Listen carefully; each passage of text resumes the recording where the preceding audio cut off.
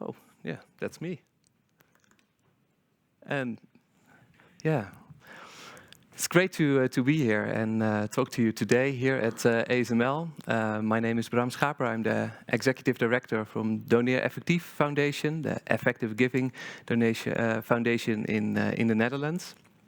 And today I would like to give just a brief introduction to what effective giving is like. And yeah, it's really the impact you can make with it.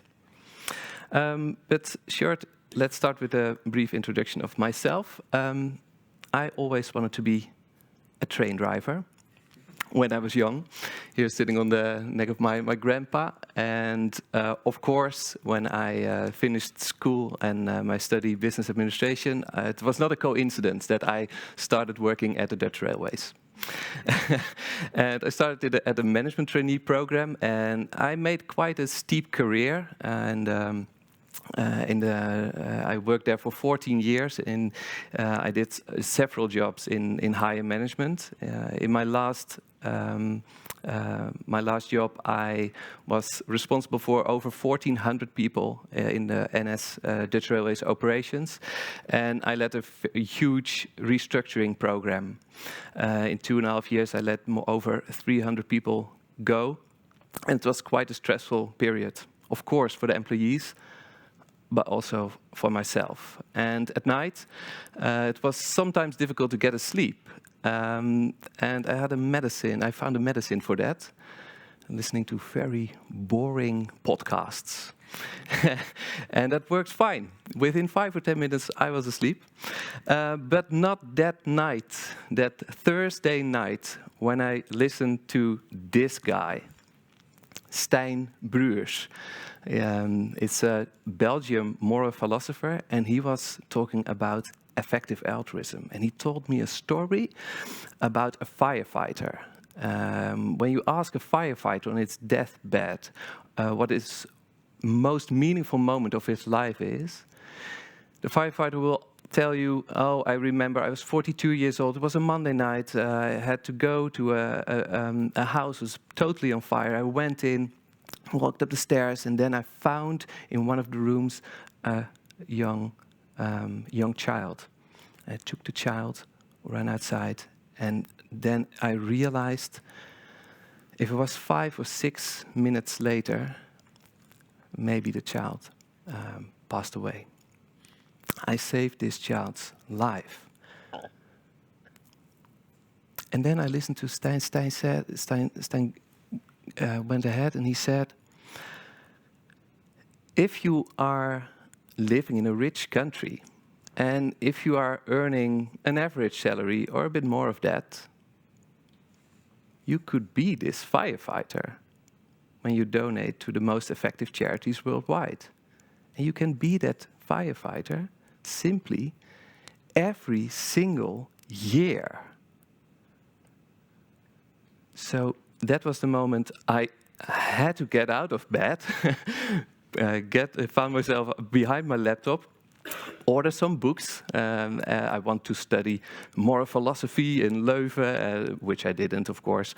But I really went into that rabbit hole. And a few years later, I found the Doneer Effectief Foundation, tried to be a volunteer, but then things went out of hand and I became the executive director. But I hope I get can bring you some enthusiasm about this quite impactful topic. So it is about Doneer Effectief, about effective giving. And we're trying to make effective giving easy and accessible here in the Netherlands. So we're based on a few principles. We derive from effective altruism. And the first one is that we first start with searching for world's most pressing problems. So we think that everyone everyone has the same value, no matter where you was born, here in Veldhoven or in Eindhoven or in Brussels or in Ghana. We treat everyone as the same, and then we looking for the most pressing problems in the world who can help as much people as possible. How we do that? We're looking to problems we are big in scale, in terms of that when something affects you, it will do a lot of damage, and it's also a big problem. For instance, the 15,000 children who die every single day at the cause of as a result of easily preventable diseases. Another thing is neglectedness. So we're looking for problems who aren't in the media that often. So because that should be a very big lever to more impact. For instance, when you look at animal welfare, every second 2,000 farmed animals are dying in the industry after they had a very miserable life. But if you look to where philanthropic money goes to, it's pet shelters. So that's quite odd, eh? So that's also a big lever for impact. And then solvability or tractability. We are scientific based, so we want to measure if the interventions we choose also had the highest cost effectiveness, the highest impact. The second thing is we use reason and evidence to compare those interventions. And it's quite an important one, because there are hundreds of thousands charities worldwide. And there are 10,000 different interventions you could use. But we want to pick the best, of course. And then we make careful and conscious choices, because also money that you give away, you can do that only once. So you have to choose where that money goes to. Is it the intervention A or B? The charity A or B? Okay, quiz time. Maybe not a real quiz, but I will show you 4 examples of interventions, and and please reflect yourself what you think it should be the most impactful one.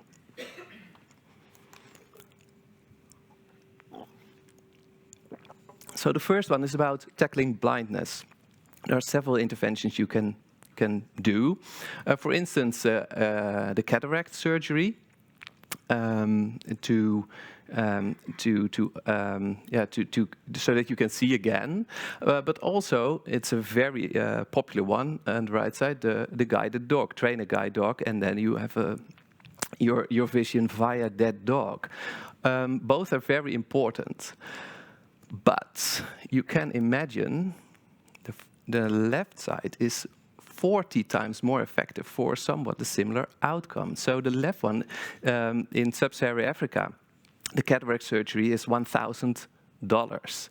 And training a guide dog costs $40,000. And after 10 years, the guide dog is tired, and then you should have a new guided dog. So it's 40 times more effective in this case. Another one, who knows here from the audience, who knows the Make-A-Wish Foundation? Almost everyone. And it's an amazing foundation. It's beautiful. What they do for people, for children who unfortunately will pass away. They give the most wonderful day of their life, and that's amazing. And on the other hand, we have this child who has a bed net around her to prevent him for the malaria mosquito. So both interventions cost around 9,000 euros, but the outcome is a happy day on the left side and saving 2 lives on the right side. That's an enormous difference. This is someone a bit bit more complicated maybe. The different interventions tackling diarrhea, for instance, every 2.5 minutes, some child in the world will die because of diarrhea. And on the left side, you have the educational program to inform people to wash their hands and distribute soap, free soap. And on the right side, they distribute chlorine dispensers for tap water. What do you think is the most effective? That one. Yeah, of course. No, the other. It's 7 times more effective to do the right one per euro spent. And the last one, we mentioned it before about in the animal welfare space. On the left side, you have the public influencers who are trying to make legislation or public policy to create more higher standards of treating animals. And on this side, you have the pet shelters. Well, you think it's of course the left one, I guess, and that's true. But by how much?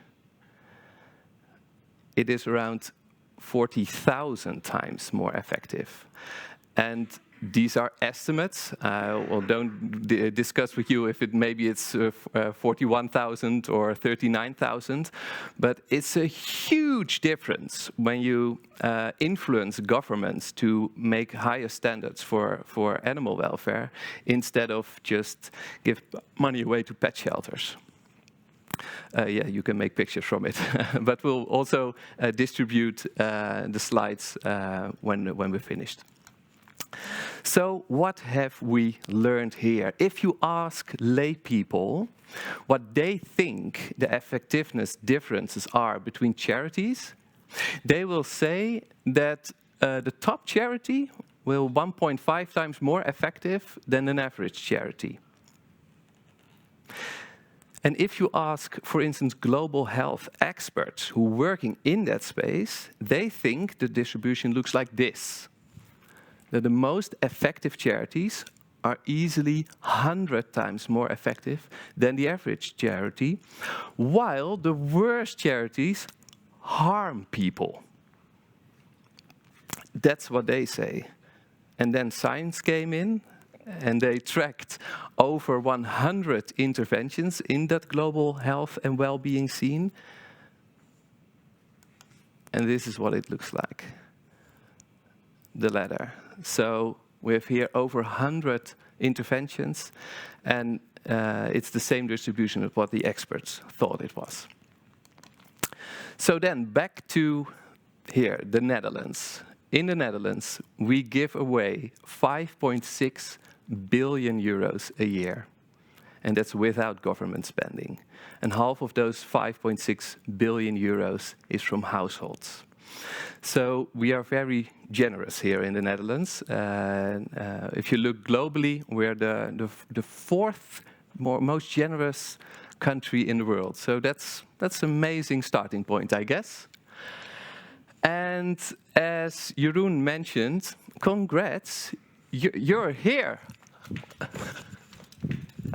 Over there. So the majority of the Dutch are among the richest 3% in the world. And if you earn something more than average, what we all do, I guess, here, we're in the top 1%. And if you think this is interesting in combination with your salary, you can look it up at the How Rich Am I calculator on the Giving What We Can website. It's amazing to see. But on the other hand, we have 719 million people who are living in extreme poverty. So they have to do it with $2 a day. And that's on that poor left side of the graph. So it's good to realize your privilege. You can compare yourself with your neighbor, but we should compare us with the people over there. So then about give money away. I mentioned Stijn Bruus, the moral philosopher, and this is one of his, I think one of his amazing thoughts about how you could think about giving money away. In the first place, you can give money away to yourself. Of course you give money away to yourself, just to set some money aside to stay healthy and live in a pleasant way. And you give some to your parents or to your children, to your partner. It's all fine. Of course you start with that. And then 86 of the Dutch give also money away to charity where they have a personal connection with. For instance, I give to Stichting Jarige Job and De Zonnebloem and Proveg. I have a personal connection with those charities. But what a lot of people don't know is there is also a third piggy bank, a third bucket. And that bucket is when you give money away to charities that solve major world problems and for which only the maximum result counts. And that's what we are doing. So welcome on our website. Now the sales pitch start. If you don't like it, then just mute me. But it's this is our website, and we chose 3 world problems. So in the first place, global poverty and health, climate change, and animal welfare and the food transition. And this is how we work. We don't do research ourselves. We simply can't, and I think we're not good at it. But there are independent research institutes who have the only task to evaluate charities. So, for instance, GiveWell in the space of global poverty and health. Some might know GiveWell. Giving Green for climate change, and animal charity evaluators for, okay, you know that. So, for instance, GiveWell put 40,000 scientific hours, study hours, to compare those charities. And they started in 2007 already. So they have a huge track record of their thorough work. And every year they publish what they think the top charities are, based on scientific research. It's all transparent, you can find it on their websites. And what we are doing in the Netherlands is give those top charities more well known here in the Netherlands. Now, how do they do that? They use these kind of criteria. In the first place, proven effectiveness of the intervention.